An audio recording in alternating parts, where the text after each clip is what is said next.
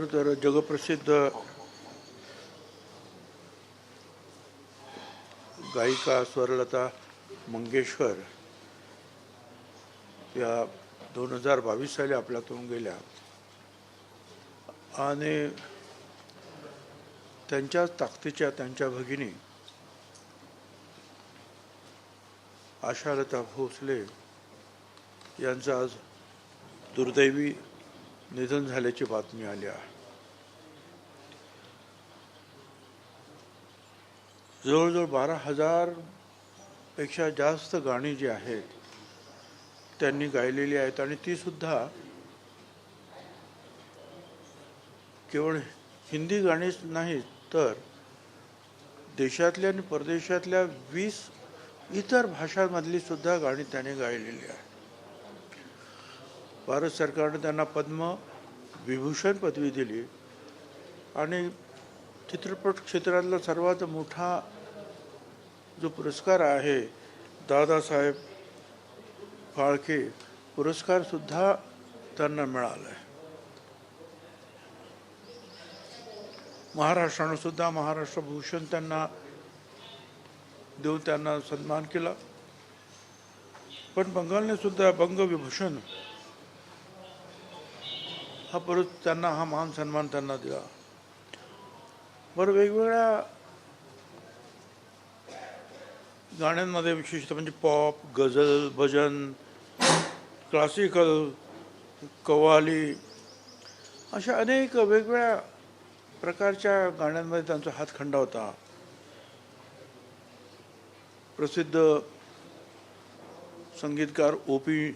नय्यर आणि त्याच्यानंतर पंचमदा म्हणजे R.D. बर्मन इत्यादी फार मोठ्या संगीतकारांबरोबर जे आहेत त्यांनी अतिशय प्रसिद्ध उमराव जानपासून दुर्गा फूल वगैरे अशी फार जुने सिनेमा जे आहेत त्यातली गाणी जे ती जगप्रसिद्ध झाली.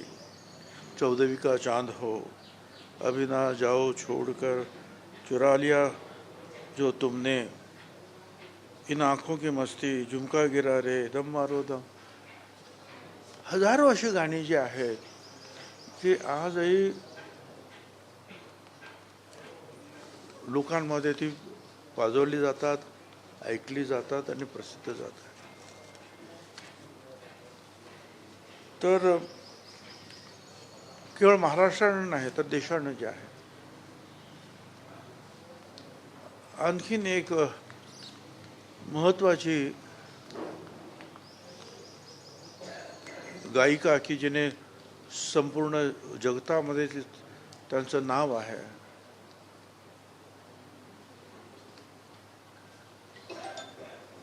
अशा आपल्या भगिनींना आशालतांना आपण मुकलो आहोत.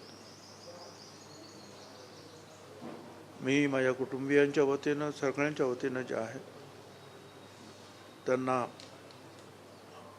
आदरपूर्वक आदरांजली श्रद्धांजली वाहतो आणि त्यांच्या ह्या कलाक्षेत्रामध्ये त्यांनी जी गाणी गायली, संगीत क्षेत्रामध्ये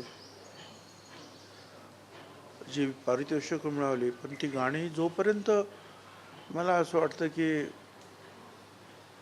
आपण आहोत आणि आपल्यानंतर सुद्धा आज सुद्धा ही गाणी जोपर्यंत आहे तोपर्यंत आशाताईंचं जे आहे नाव तुम्हाला आम्हाला विसरताच येणार नाही.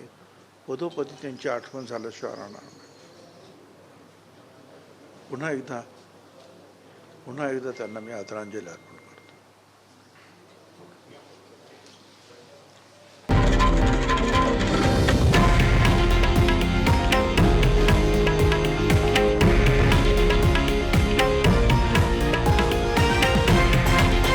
हे आहे देशातील नंबर 1 न्यूज नेटवर्क आणि आपण पाहत आहात TV9 मराठी, एकमेव.